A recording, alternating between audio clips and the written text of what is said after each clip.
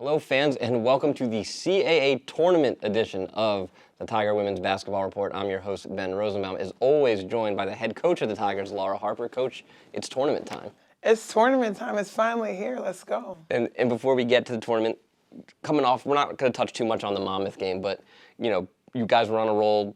You fall to Monmouth at the end of the regular season. What takeaways? Because that was a tournament-like game. It was very tight, very competitive. What can you take away from that game heading into the tournament now? I think the way we competed at such a high level, the way that we felt like it could have been anyone's game, I think it was, a game of possessions, a few mistakes. If that travel didn't go to Quinn, we might have been able to score there. I think, if anything, we were able to really evaluate as a staff, make a few tweaks, and if we are able to play them again, I do think we'll be ready. And then with the end of the regular season comes awards and all conference awards, and let's start with Pat Anuba, named to the second team. And this is a player who we obviously saw last year, came in not totally at 100%, but really came to at the end of the year. And then this year she was exceptional, and she gets second team all honors. Yeah, it's just so interesting not to reflect too much on last year, but to be a team that finished in first and only get one player on a conference team. I thought that we were really shortchanged last year. So for us to have some player accolades, specifically Pat, I think she really is the drumbeat that really keeps us going. Everyone knows she's our hardest worker. It's not even close. And, I always preach the work wins. So it's fun to see that her work is paying off, and there's no Towson this year without Pat. And then, of course, Kylie Cornegay-Lucas picking up her second straight Defensive Player of the Year, all-defensive team, and the CAA all-first team. I mean, she was exceptional this year, and she really does it all. And we always talk about the offense, but defensively, she's, again, the best player in the CAA on defense. It's interesting because I think we know this is who Kylie is. I think we made a change about 9 or 10 games ago and put her on the ball defensively to just slow down our transition. And I think she's really, really bought into that. She makes the other team's point guard. It's a nightmare to start their offense, and it attributes a lot to our success. All right, so we are officially off to D.C. now. We are. You have a bye. You'll get the winner of tonight's game between UNCW and Northeastern. Yep. But just going into tournament play, how does this change? I mean, you as a player had some success in tournament basketball. You've obviously coached in tournaments as well.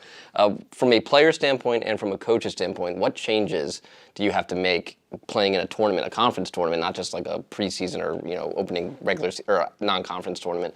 What changes when you get into your conference tournament now? Of course, everyone knows everybody at this point in time. So, the energy that we bring as a staff is going to directly correlate to the energy that our team puts out on the floor. We talk about championships are won by defense and rebounding, and I think that's something we really focused on this week. I know personally I did not focus on anything offensive with this team. Coach Rogers spearheads our offense, so it just is fun to really get gritty and understand that players make plays. It's March. Players make plays that everyone's scouted. So who can stop the other team from scoring is going to be important. And speaking of scouting, obviously, everyone not always sure who their next opponent's going to be. And how do you approach, it's nice to have the bye, but you also have to do two scouts, I imagine. Obviously, Northeastern, who you did not get to play this year, and UNCW, who you did beat early this year, and you only played them one time. I think the fact that UNCW was such a recent game right before Monmouth, I think we remember quite a bit. Northeastern's a team that is a wild card because we didn't see them this year. They do have a new coach. They do have some players that are injured. So I think, just being able to watch them, we'll be ready for whoever we play. And, I mean, kind of taking a step back and looking at just the event itself, and what gets you excited about college tournament basketball? And I mean, it's for a lot of people, it's the best time of the year. Is this stretch now that we're in from conference play to the NCAA tournament, and you want the kids to enjoy that too as well. And how do you kind of keep them focused on the moment in the game and the task at hand, but also being able to enjoy this opportunity and this experience? Of course, a switch goes off for me March 1st.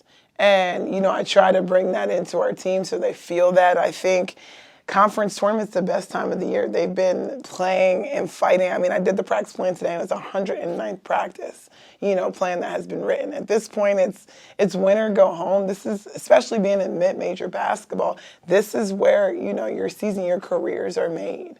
And I know what that feels like. I know what it feels like to be successful for, 1 week of the year, 2 weeks of the year. And all I can do is hope that that energy is contagious to our players. And going back to last year, obviously you guys were the 1 seed here at home, and you got right there. How much of that do you use as motivation? Because you still have a lot of the same players on this roster from last year. How do you use that as motivation? You know, you're now the 6th seed here, and say, look, this is anybody's tournament. We've seen it. Anyone can beat anybody at any point in time, and across the country now at this point. So how do you use that as motivation to, you know, not pay attention to seedings, not pay attention to records, and just go out there and play your hardest and, you know, go take what's there for you? Of course. You know, I think I've really tried to focus on us a lot and what makes us great and our depth. Us going 15 strong into this tournament, that our depth is what, in my opinion, destroys people. So I think when we talk about, hey, we might potentially have to play 4 games in 4 days to get to a championship, Monmouth did it last year and beat us, right? It's about a momentum, a flow, a confidence, a swag. That's what it takes to, you know, really show up at this time. So, you know, I've just really tried hard to give them a vision. You know, we do our identity meetings so that they know what we have to do, what they have done, and just kind of keep them on a straight and narrow path. All right, we are off to DC with that. The Tigers will play Thursday. The winner of UNCW and Northeastern. I'll have the call for you on TowsonTigers.com. Coach, thanks for joining us, and good luck down in DC. Go Tigers. Go Tigers.